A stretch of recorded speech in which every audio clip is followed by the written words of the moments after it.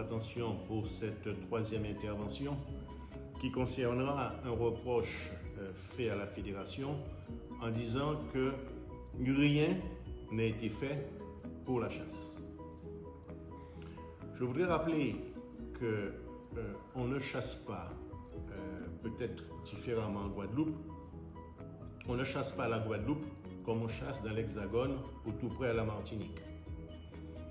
La Fédération départementale des chasseurs, dès le départ, a veillé à ce que la Guadeloupe ait une chasse démocratique, le seul département de l'Hexagone où ça se produit. Vous voulez aller à la chasse, vous vous levez le matin et vous allez chasser gibier d'eau, gibier de bois, comme cela vous plaît. Dans l'Hexagone ou tout près de nous, à la Martinique, ce sont des associations qui vous donnent un jour et qui vous donnent un emplacement. Donc ce que nous avons fait à la Guadeloupe, ça a été d'abord de protéger une chasse démocratique qui nous permet, quand nous avons un moment de disponibilité, de pouvoir aller à la chasse. Et pour ce faire, il a fallu d'abord négocier avec l'Office national des forêts. Nous n'avons pas, nous, fédération de terre. Nous avons fait un lot unique dans les zones chassables qui permet, au lieu que plusieurs associations s'accaparent ces zones, qui permet à toute personne membre de la fédération de pouvoir aller chasser, par exemple, dans le massif forestier de la Basse-Terre, là où il veut. Nous avons également signé une convention avec le Conservatoire du littoral pour un lot unique qui permet, par exemple, à tout chasseur, lorsqu'il est disponible, dans le cadre des jours autorisés, de pouvoir se rendre à la chasse. Donc nous sommes fiers à la Guadeloupe de protéger ce modèle démocratique, même si nous ne fermons pas la porte à une réflexion, par exemple pour la tourterelle, sous des formes associatives qui regrouperaient, en tout cas qui rassembleraient les propriétaires privés, pour que nous ayons des espaces de chasse qui soient mieux contrôlés pour éviter les conflits d'usage. Donc, chasse démocratique, première réalisation. Deuxièmement, il a fallu mener des études. Il a fallu élaborer un schéma départemental de gestion synergétique qui est disponible sur le site de l'ADEAL ou sur la page Facebook de la Fédération. Et vous allez constater que pour chaque espèce, il y a eu un travail sérieux qui a été fait puisque nous avons listé l'ensemble des travaux qui étaient nécessaires. Lorsque ces travaux n'étaient pas suffisants, c'est le cas pour le pigeon ramier ou c'est le cas pour les limicoles, nous avons, nous, Fédération, conduit des analyses. Et par exemple, vous constatez qu'à Port-Louis, il y a eu pendant 4 ans une analyse sérieuse validée par le centre de recherche à l'Office de la biodiversité, ancien ONCFS. Et vous constatez qu'on a une idée bien précise de la fréquentation du marais de Port-Louis, du nombre de prélèvements. C'est la raison pour laquelle d'ailleurs nous avons attaqué le fait que le courlis-corlieux ne soit pas effectivement autorisé à la chasse alors que les prélèvements sont faibles. Donc, chasse démocratique, chasse organisée, mais on ne pouvait pas non plus nous permettre de n'avoir pas un schéma de cohérence territoriale pour la chasse, c'est-à-dire des zones de chasse, mais également des zones de réserve. Nous avons, nous, la Fédération, élaborer des réserves de chasse et de faune sauvage qui ont l'avantage, parce que des zones de chasse étaient trop proches de certaines zones fréquentées par le public au risque de générer des conflits d'usage, nous avons trouvé avec le Conservatoire du littoral, le département, l'Office national des forêts et les 50 pages géométriques, un consensus qui nous a permis de pouvoir gagner, en tout cas en crédibilité, en montrant qu'on ne chasse pas partout à la Guadeloupe, mais qu'il y a bien un schéma de cohérence territoriale au niveau de la chasse.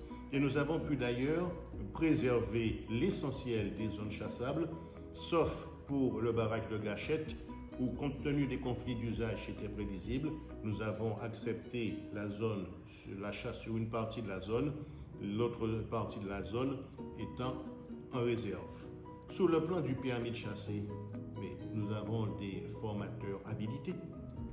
N'importe qui ne forme pas des gens pour le permis de chasser. Il faut d'une habilitation.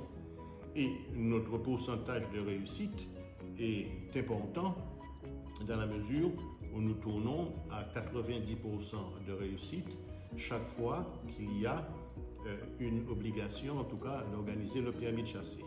Nous sommes représentés dans beaucoup d'instances, l'Agence régionale de la biodiversité, dans le Conseil économique culturel du parc.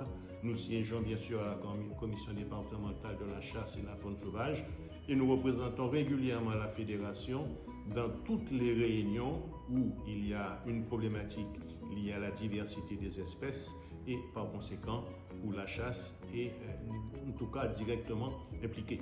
Vous voyez bien que nous ne chassons pas comme du temps de nos grands-pères, ce qui laisse l'impression que l'on va pouvoir retrouver des terrains pour chasser ou que l'on va pouvoir faire évoluer la législation vers une chasse beaucoup plus large de certaines espèces. C'est parce qu'en réalité, nous sommes sur le seul département chasse démocratique. Et cette chasse démocratique ne doit pas nous empêcher d'avoir également une chasse gestionnaire. Et nous, fédération, c'est notre rôle de trouver le bon compromis entre cette chasse durable, gestionnaire, et bien évidemment la nécessité également de préserver un certain nombre de zones de chasse. Donc vous voyez que la fédération a mis en place les documents juridiques, a mis en place les partenariats avec les différentes institutions et donc va continuer à maintenir ce dialogue permanent avec ces institutions de manière à ce que les espaces de chasse à l'heure actuelle soient préservés et que si cela est possible, d'autres espaces de chasse pourront effectivement être entretenus. Enfin, je voudrais simplement rappeler pour conclure que si nous continuons à chasser les limicoles dans une des plus grandes zones de la Caraïbe chassable, il s'agit du marais de Port-Louis, c'est que chaque année, la fédération investit près de 20 000 euros pour entretenir ce marais dans le cadre d'une convention que nous avons avec le Conservatoire du littoral. Et vous voyez que chacun d'entre nous prend plaisir quand il est un moment d'aller, lorsqu'il y a du mauvais temps, dans le marais de Port-Louis. Donc, dire qu'une fédération ne fait rien, ça rentre dans le cadre d'une polémique inutile, puisque à un moment donné, il va falloir que la fédération prenne ses responsabilités. Et vous avez constaté que lorsque vous venez à la fédération, nous avons mis en place un guichet unique et que ce guichet unique vous permet d'avoir sur place l'intégralité des documents dont vous avez besoin. Nous sommes en train de contractualiser avec une assurance. Il reste à savoir quels seront les prix qui seront proposés. Voilà, donc les chasseurs sont plus à l'aise, ils sont plus libres de leur mouvement dans le cadre d'une chasse structurée. Et dire que la fédération n'a rien fait relève tout simplement d'un mauvais procès, mais que j'accepte dans la mesure où nous sommes dans le débat contradictoire. Ceux qui viennent contre nous ne peuvent pas dire que nous avons bien travaillé. Merci à nouveau pour votre attention, puisque lorsque nous nous verrons à la prochaine émission, nous parlerons des perspectives.